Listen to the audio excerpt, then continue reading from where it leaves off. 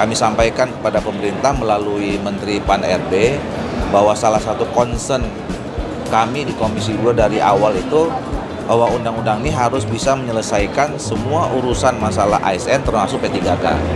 Ya, karena kami kan mulai dari hari pertama kami dilantik itu mungkin udah ribuan orang yang datang ke DPR untuk menyampaikan aspirasinya. Nah, oleh karena itu catatan pertama adalah undang-undang ini menjadi payung ya untuk menyelesaikan semua persoalan tenaga honorer. Salam sejahtera bagi kita sekalian. Assalamualaikum warahmatullahi wabarakatuh. 3 Oktober 2023, Undang-Undang ASN disahkan. Hari itu juga adalah merupakan hari bersejarah bagi tenaga honorer.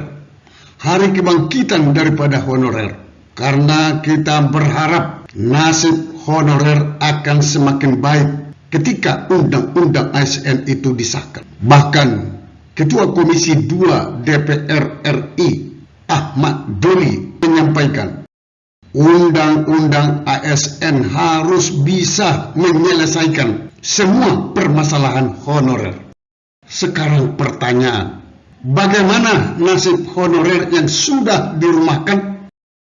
Tahun 2022, Cahyo Kumolo sebagai Menpan RB membuat surat edaran bahwa honorer akan berakhir 28 November 2023. Banyak daerah merumahkan tenaga honorernya. Tahun 2020, 2021 saat terjadi COVID-19 akibat refocusing dana dan anggaran, maka banyak tenaga honorer yang dirumahkan oleh para kepala daerah. Pertanyaan kembali, bagaimana nasib honorer yang sudah dirumahkan? Mereka sudah lama mengabdi. JPNN.com membuat judul Undang-Undang ASN baru. Bagaimana nasib honorer yang sudah dirumahkan? Ini diposting pada hari Sabtu, 14 Oktober 2023.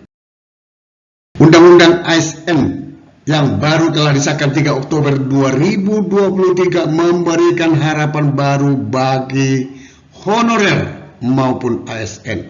Honorer berharap bisa menjadi ASN, PNS maupun P3K. Ketum Perkumpulan Honorer Kategori 2 Indonesia PHK2I Sahirudin Anto menyampaikan apresiasinya karena pintu mulai terbuka untuk menyelesaikan dan mengangkat honorer menjadi ASN.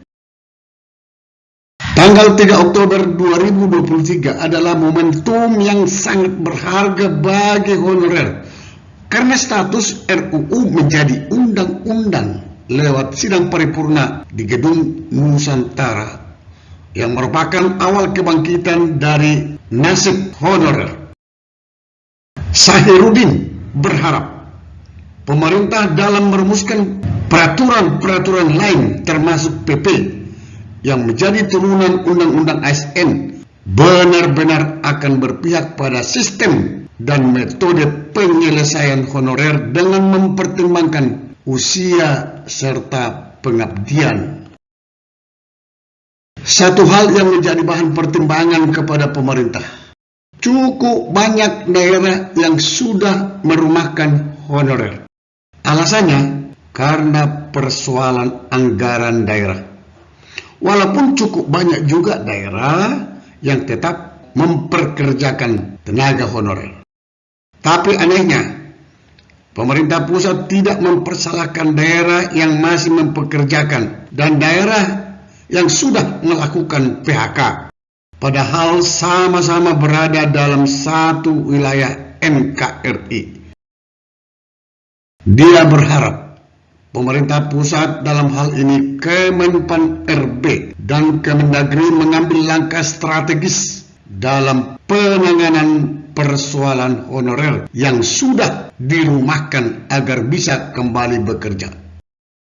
Sahirudin Anto mempertanyakan visi misi pemerintah untuk mensejahterakan rakyat, memberi keadilan serta kemanusiaan. Sebab seharusnya penuntasan persoalan penyelesaian honorer ini menjadi skala prioritas pemerintah.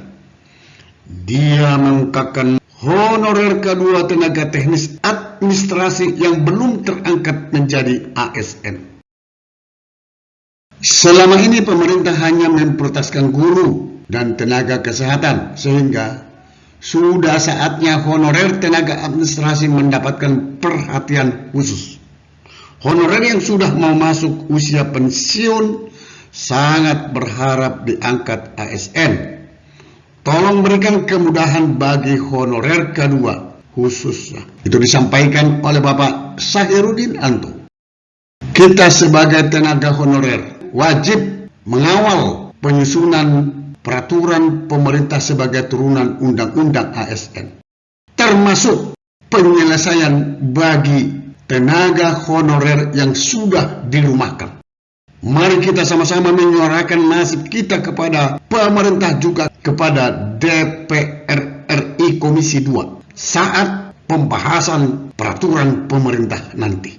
Selamat berjuang bagi teman-teman tenaga honorer. Sampai ketemu pada video berikutnya di channel ini. Jangan lupa dukung terus channel ini dengan cara klik subscribe, like, dan loncengnya. Semoga bermanfaat. Wassalamualaikum warahmatullahi wabarakatuh. Shalom.